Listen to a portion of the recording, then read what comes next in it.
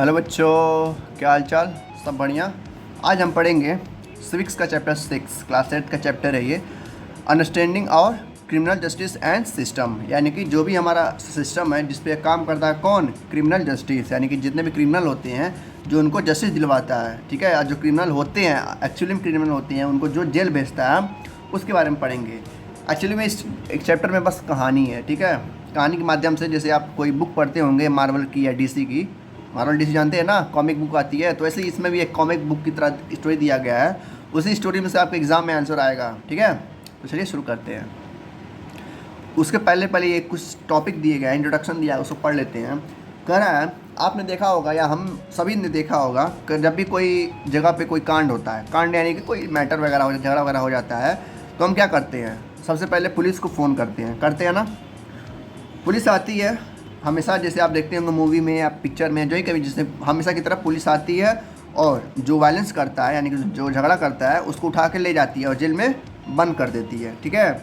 लेकिन हम लोग सोचते क्या है? हम लोग ये सोचते हैं कि जो पुलिस है वही क्या कर रही है? जस्टिस दे रही है, कौन गुनहगार है और कौन शरीफ है, यानी कौन सही आदमी है, कौन बेकार है। लेकिन ऐसा नहीं होता है।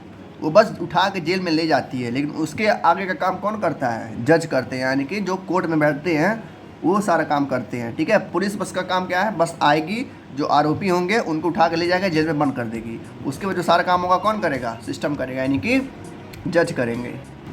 अब देखो, अपना चैप्टर शुरू करते हैं। यहाँ पर एक ऐसी ही कॉमिक बुक की तरह एक कहानी दी गई है। उस कहानी को हम पढ़ेंगे और जानेंगे कि कैसे मजा है पुलिस, अदालत और कोर्ट कैसे सब काम करती है। बस ध्यान से आप लोग कहानी की तरह सुनती जाइएगा, कुछ मत इधर उधर में कुछ नहीं, बस फोकस करके कान खोल के सुनती जाइएगा, ठीक है।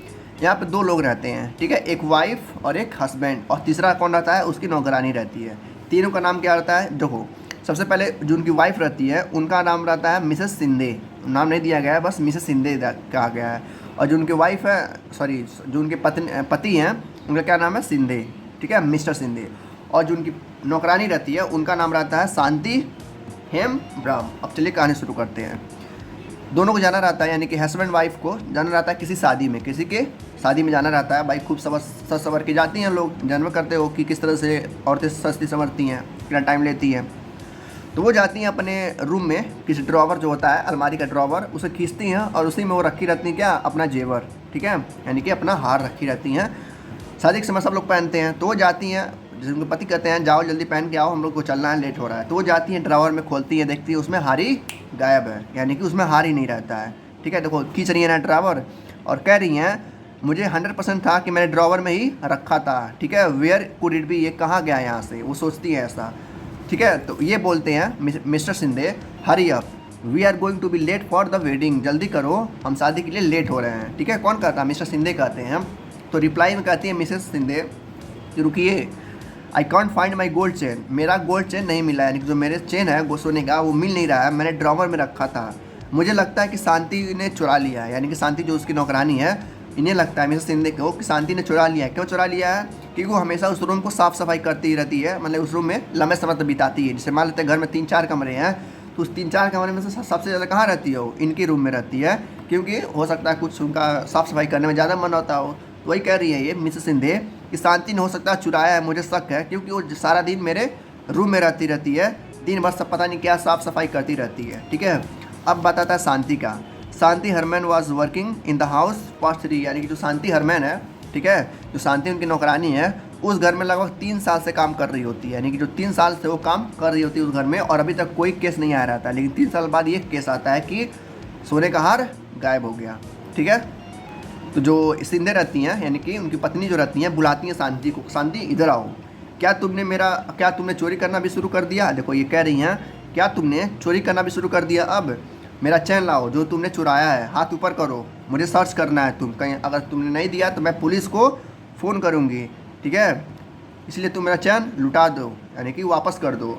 ये कहती है Shanti, madam I have not stolen it, madam मैंने चैन को नहीं चुराया है, ठीक है। तो कौन आता है? उसके बाद आते हैं मिस्टर सिंधे।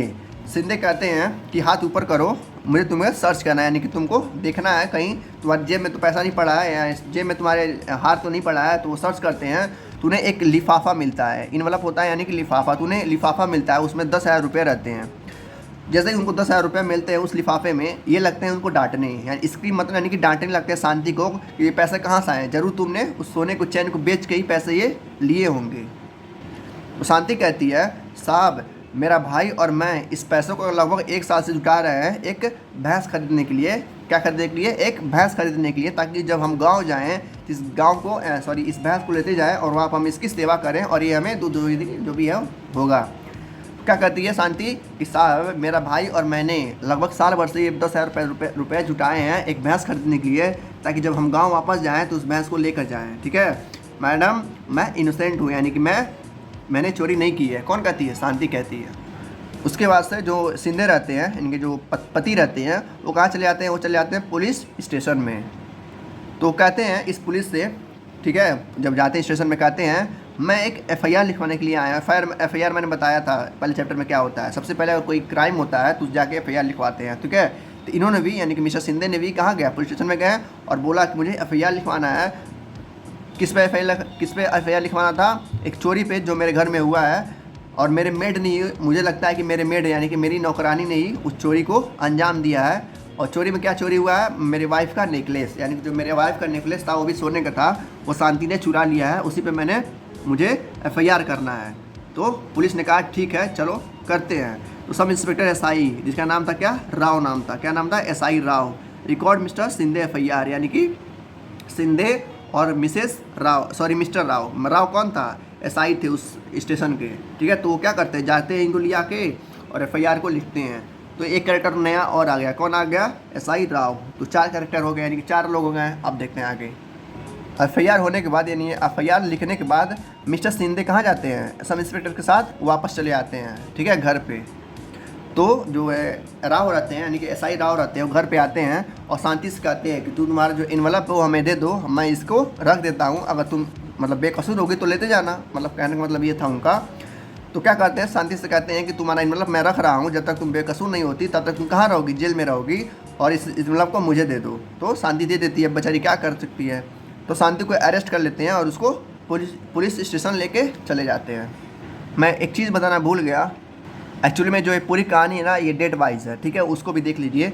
जब एक कहानी शुरू होती है तो डेट होती है क्या? 18/7/6, ठीक है, यानी कि 18/7/6 डेट होती है। 6 यानी कि 2006, यानी कि 18 7वां महीना और 2006 की बात है। जो पुलिस वाले रहते हैं, यानी जो SI राव रहते हैं, जब शांति को लेके जाते हैं तो शांति कहती है प्लीज़ जो लिफाफा है मुझे वापस दे दीजिए, मैंने चोरी नहीं किया है, मैंने इसे बहुत ही मेहनत से कमाया है। कौन कहती है? शांति कहती है। फिर बात आता है 19 तारीख को, यानी कि वो सब काम कितना हुआ? 18 तारीख को हुआ। अब आते हैं 19 तारीख को।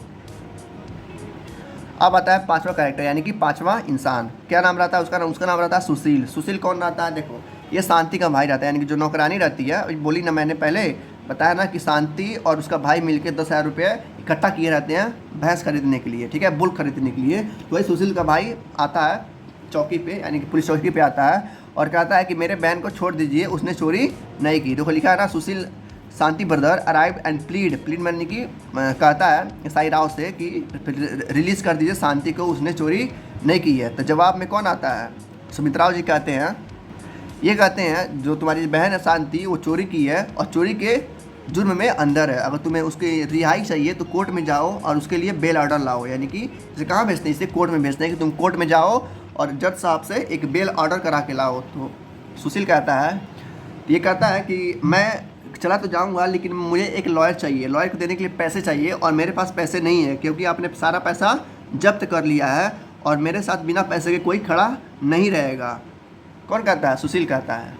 जैसे ये बात ये बोलता है सुशील उस SI राव को, तो ऐसे क्या करते हैं, SI राव ने क्या किया, सुशील को भी जेल में बंद कर दिया 2 दिनों के लिए, और सुशील को काफ़ी ज़्यादा उन लोग को मारते हैं। कौन? सुशील को जेल में बंद करके SI राव ने काफ़ी ज़्यादा पीटा था 2 दिन के लिए, ठीक है।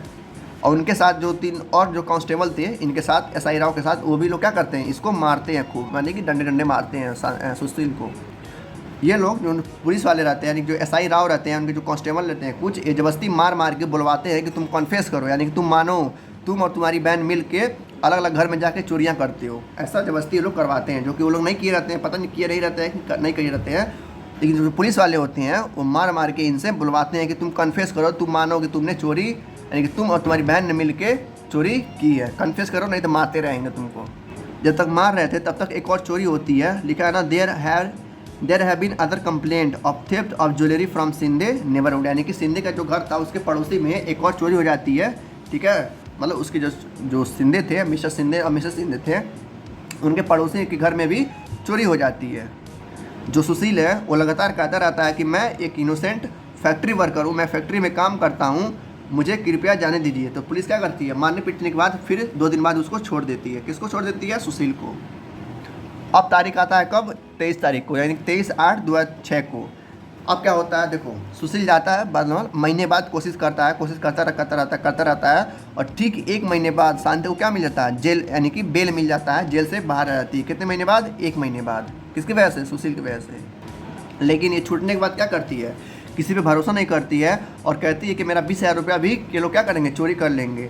जैसे ही ये बात कहती है फिर से उसको क्या कर दिया जाता है, जेल में डाल दिया जाता है। किसको? शांति को। और उसके साथ बहुत ही ट्रॉमेराइज किया, यानी कि बहुत ही परेशान किया जाता है। वो बहुत ही परेशान हो जाती है कि अगर मैं दोबारा जेल में गई तो ये लोग मेरे साथ पता नहीं क्या करेंगे। ये शांति तो बेचारी बहुत ही ज़्यादा घबरा गई है कि मैं दोबारा अगर जेल में गई तो मेरे साथ ये लोग पता नहीं क्या करेंगे।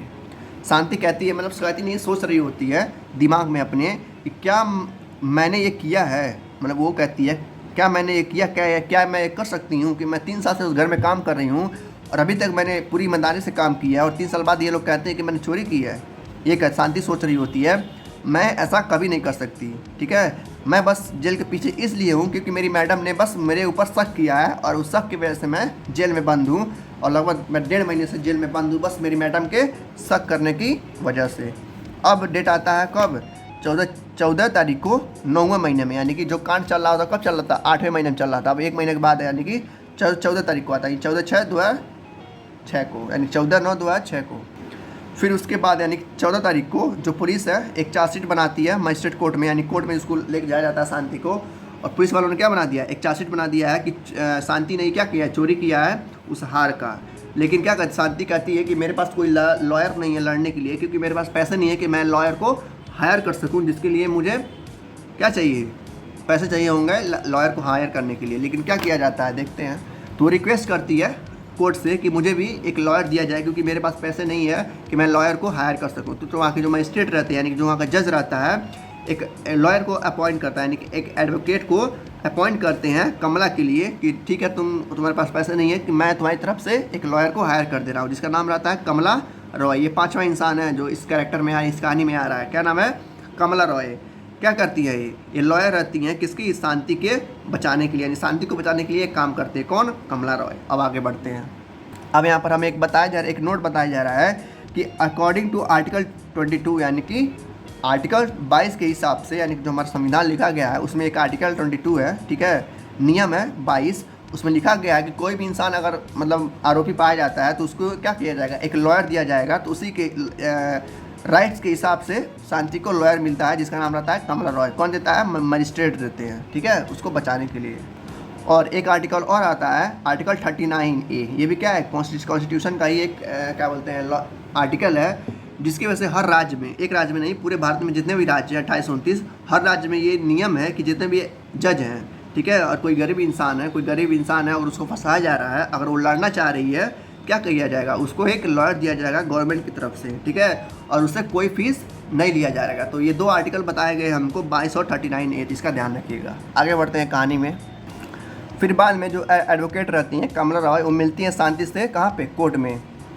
जब मिलती हैं तो शांति क्या करती है, अपना केस पेपर देती है उनको, कमला रॉय को, और बताती हैं कि ये मेरे ऊपर जानबूझ के थोपा जा रहा है और मैं इन्हें चोरी नहीं की हूँ, मुझे कृपया बचा लीजिए।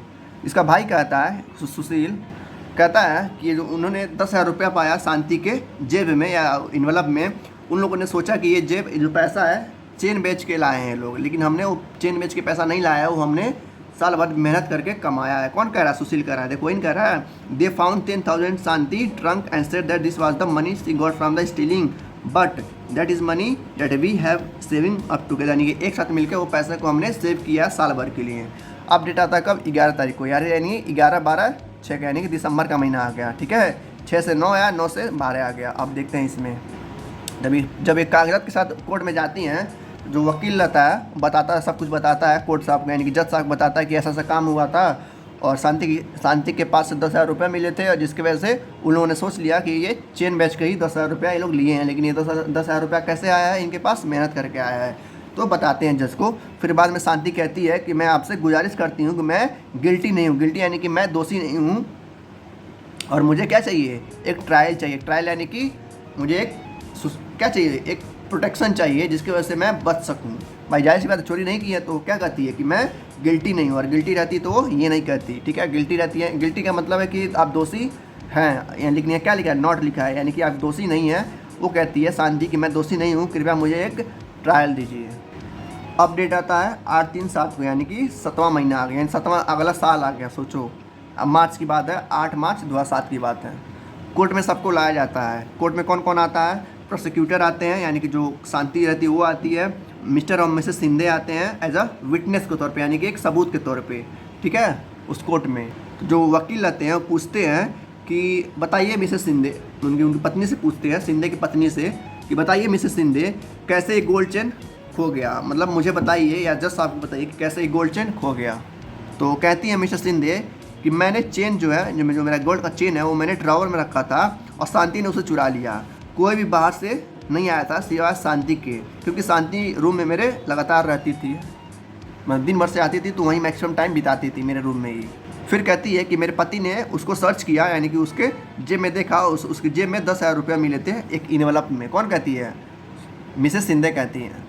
फिर कहती हैं मिसेस सिंधे कि पक्का मुझे पूरा भरोसा है कि शांति ने उस गोल्ड चेन को बेच के ही 10,000 रुपये इकट्ठा किए हैं और वो चोर है। कौन कहती हैं, मिसेस सिंधे करती हैं।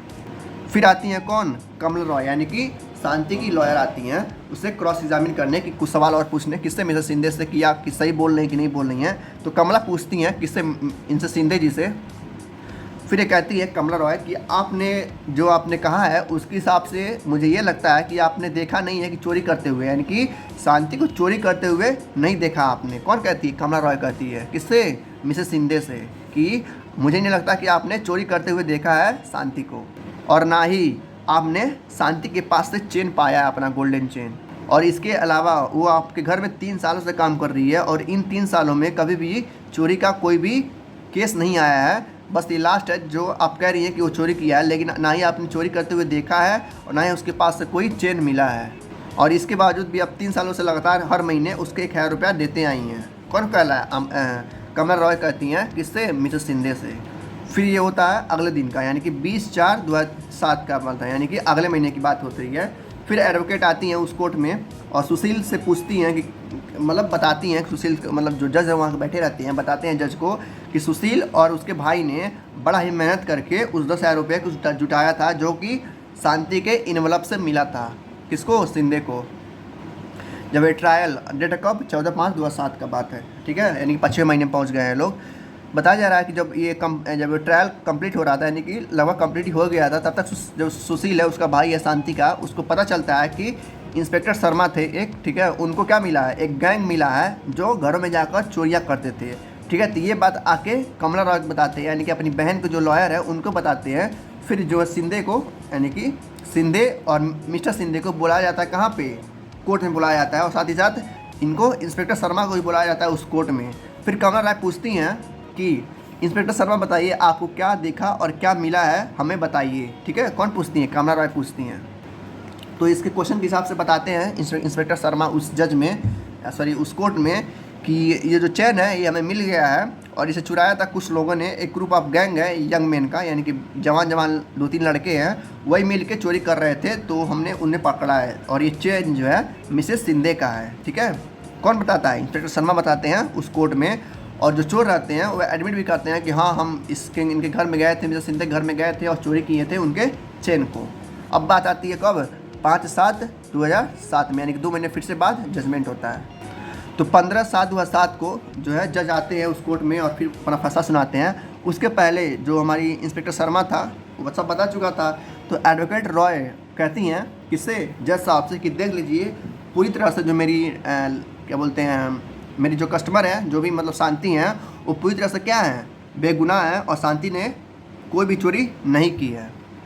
लास्ट में जब फैसला सुनाते हैं जज साहब तो कहते हैं, शांति देखो तुमने जो भी समय जेल में गुजारे हैं उसके लिए मतलब SI राव को क्या किया जाएगा, पनिश किया जाएगा, और तुम्हारे जो 10,000 रुपये हैं जो सैराव ने रखे थे उसको तुमको वापस दिए जाएंगे, और तुमने जो भी समय जेल में गुजारा है उसका तुम्हें भरपाई भी मिलेगा। कौन कहते हैं, जज साहब कहते हैं। उसके बाद क्या होता है, ये था कहानी हमारा, बस इतना ही था, इसके आगे नहीं है। अब इससे बताया जा रहा है कि नहीं, फिर कहा जा रहा है कि इस कहानी से हमें ये पता चलता है कि यहाँ पे 4 लोग होते हैं, यानी कि 4 की होते हैं, 4 लोग होते हैं जो इस पूरे मतलब मैटर को संभालते हैं। कौन कौन होता है, पहला होता है पुलिस, जो क्या करती है, पता लगाती है और खोजती बीचती है कौन चोर है, ठीक है। दूसरे होते हैं पब्लिक प्रोसिक्यूटर, यानी कि जिसके ऊपर वो चार्ज लगा है, जिसके ऊपर वो बताया गया कि ये आरोपी है, उसको कहते क्या कहते हैं, पब्लिक प्रोसिक्यूटर। तीसरा होता है हमारा डिफेंस लॉयर, डिफेंस लॉयर यानी कि जो उसे बचाता है, उस आरोपी को जो बचाता है। और चौथा होता है हमारा जज। ये 4 लोग होते हैं जो एक किसी भी पर्सन को जस्टिस दिलाने के लिए काम करते हैं, ठीक है। तो ये 4 लोग होते हैं जो मेन होते हैं। अब अगला टॉपिक आता है हमारा, what is the role of police in investigation of crime. फिर कह रहा है किसी भी क्राइम के होने में पुलिस का क्या काम होता है। भाई मान लो तो कोई कहीं पर चोरी हो गया, कहीं पर मर्डर हो गया, वहाँ पर पुलिस का क्या काम होगा, मतलब क्या वो करेगी, देखते हैं। देखो यहाँ पर बताया गया है कि जो पुलिस रहती है उसका काम होता है, बस एक ही काम होता है, इन्वेस्टिगेट करना, यानी कि जांच पड़ताल करना। उसका काम ये नहीं है किसी को भी जस्टिफाई कर दें कि ये चोर है और ये मर्डरर है, उसका काम ये नहीं हो। वो किसका काम है, वो काम है जज का, वो काम है कोर्ट का। पुलिस का काम बस यही काम है कि वो इन्वेस्टिगेट करे। तो एग्जाम में अगर आता है कि पुलिस का क्या काम है, तो सिंपल सा आप लिख देंगे कि पुलिस हैज़ वन फंक्शन, यानी कि पुलिस के पास बस एक ही काम है, इन्वेस्टिगेट करना, यानी कि पता करना या जांच पड़ताल करना किसी भी क्राइम का, किसी भी चोरी का, किसी भी मर्डर का, ठीक है। उसका काम है इन्वेस्टिगेट करके एविडेंस जुटाना, यानी कि सबूत जुटाना, जो भी उसके आसपास जो भी कड़ियाँ मिल रही होती हैं उनको इकट्ठा करना और साल लास्ट में जाके कोर्ट में जमा करना। पुलिस का ये काम होता है, यानी कि जांच पड़ताल करना, सबूत जुटाना, और जो भी मिल रहा है एविडेंस उसको लाके कहाँ देना, कोर्ट में देना, ताकि कोर्ट अपना फैसला सुना सके। फिर से ये हमें जो पैराग्राफ बताता है कि पुलिस अगर किसी को अरेस्ट भी करती है एज अ आरोपी के तौर पे, यानी कि एज अ मतलब मान लेते हैं कोई कहीं पर चोरी हुआ है या कहीं पर मर्डर हुआ है, तो जो पुलिस है किसी को अरेस्ट करती है तो अरेस्ट करने के बाद उसे प्यार से जेल मिल जाएगी, इसलिए कि मारते पीटते ले जाएँ जेल में, ठीक है। ये सुप्रीम कोर्ट का आर्डर है, देखो यहाँ लिखा है ना, supreme court has laid down guidelines. Supreme court का या सबसे बड़ा जो कोर्ट है उसका ऑर्डर है कि अगर कोई अरेस्ट होता है पुलिस के द्वारा तो उसे अच्छे से जेल में ले जाया जाएगा और अच्छे से पूछताछ किया जाएगा, यानी कि इंटरोगेट किया जाएगा।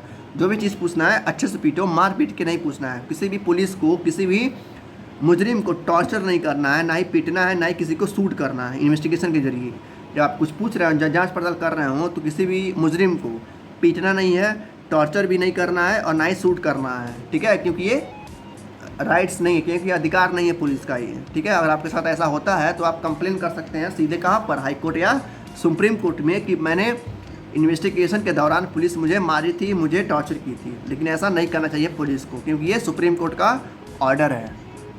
अब यहाँ पे कुछ राइट्स हैं जो आपको जानना बहुत ही ज़्यादा ज़रूरी है, मतलब हद से ज़्यादा जानना आपको ज़रूरी है। क्यों ज़रूरी है, देखते हैं। देखो कह रहा है आर्टिकल 22, यानी कि जो राइट्स हैं 22, ठीक है, जो संविधान में लिखा गया है, और कोई भी क्रिमिनल अरेस्ट होता है तो उसके पास ये कुछ राइट्स हैं, 5 राइट्स दिए गए हैं, उनको जानना बहुत ज़रूरी है। हो सकता है आपके साथ फ्यूचर में भी ऐसा हो सके, तो इन 5 राइट्स को जानना, 5 अधिकार को जानना काफ़ी ज़्यादा इंपॉर्टेंट है। मान लीजिए कहीं जा रहे हैं आप, फालतू में आपको चोरी में फंसा दिया गया, तो आपके पास ये 5 राइट्स पता होने चाहिए। कौन कौन से हैं? सबसे पहला राइट्स आता है हमारा, अधिकार आता है, सबसे पहला अधिकार।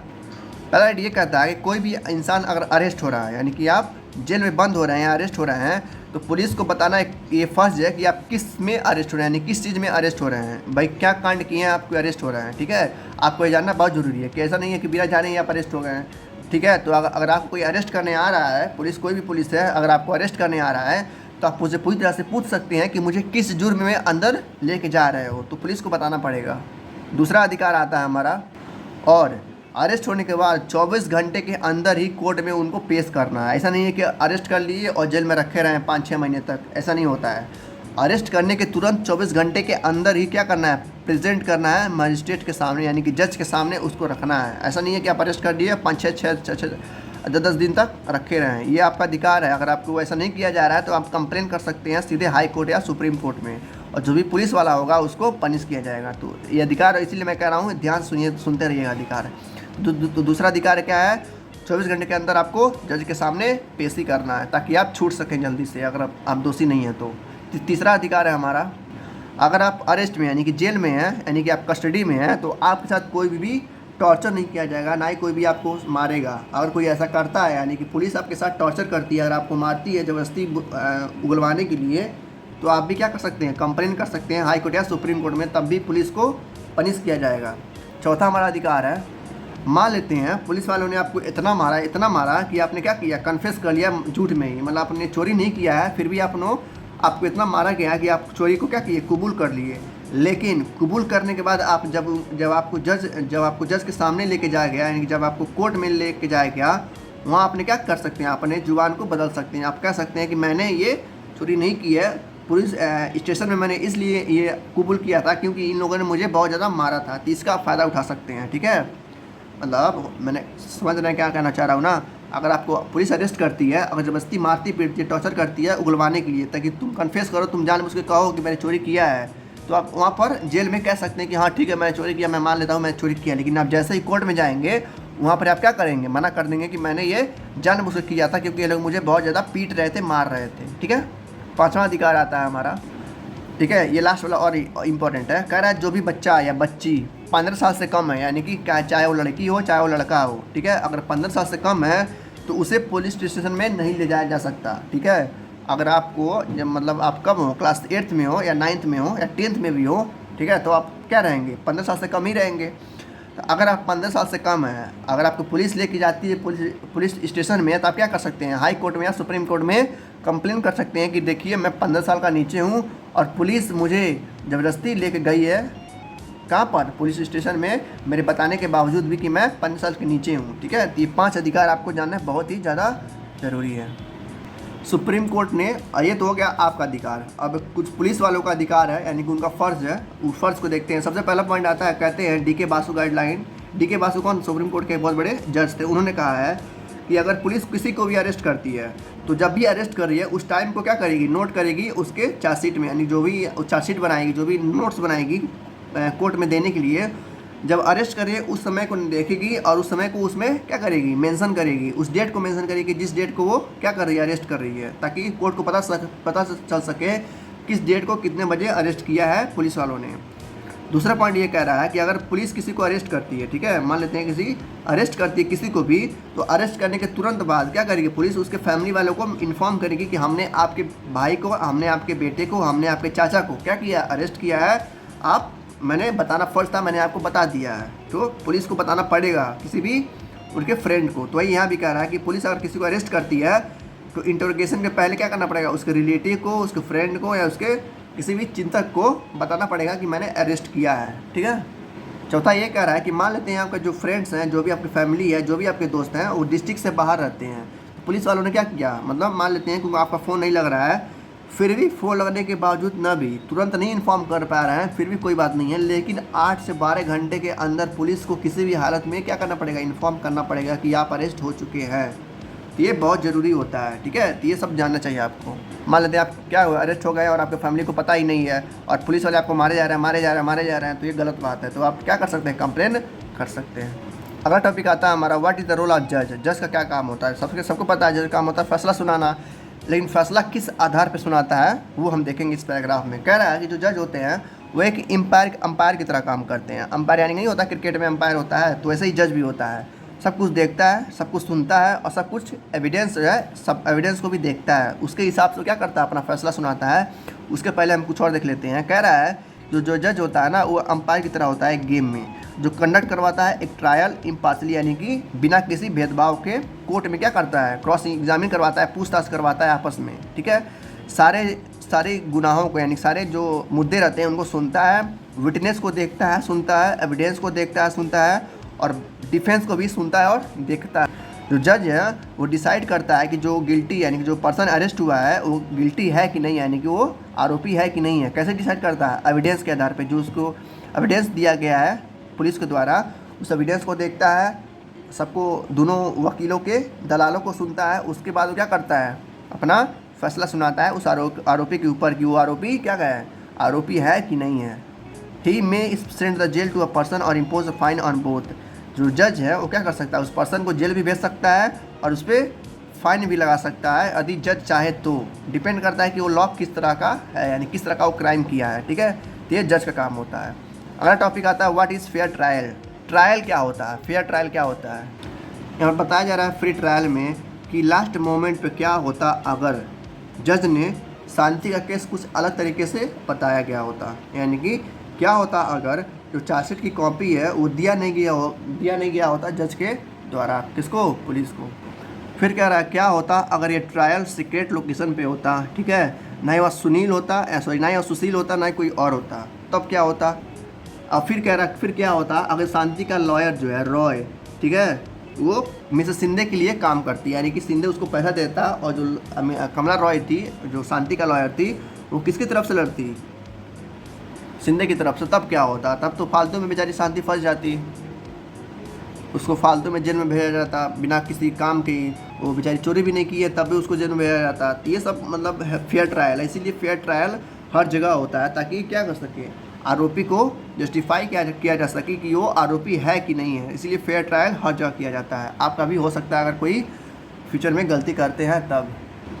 तो इस तरीके से सारा काम होता है। जो भी जज होते हैं, जो भी क्राइम होता है, जो भी आरोपी होते हैं, जो लॉयर होते हैं, सब मिलजुल के काम करते हैं और आरोपी को सज़ा दिलवाते हैं। और आरोपी है तो सज़ा मिलेगी, अगर नहीं है तो नहीं मिलती है।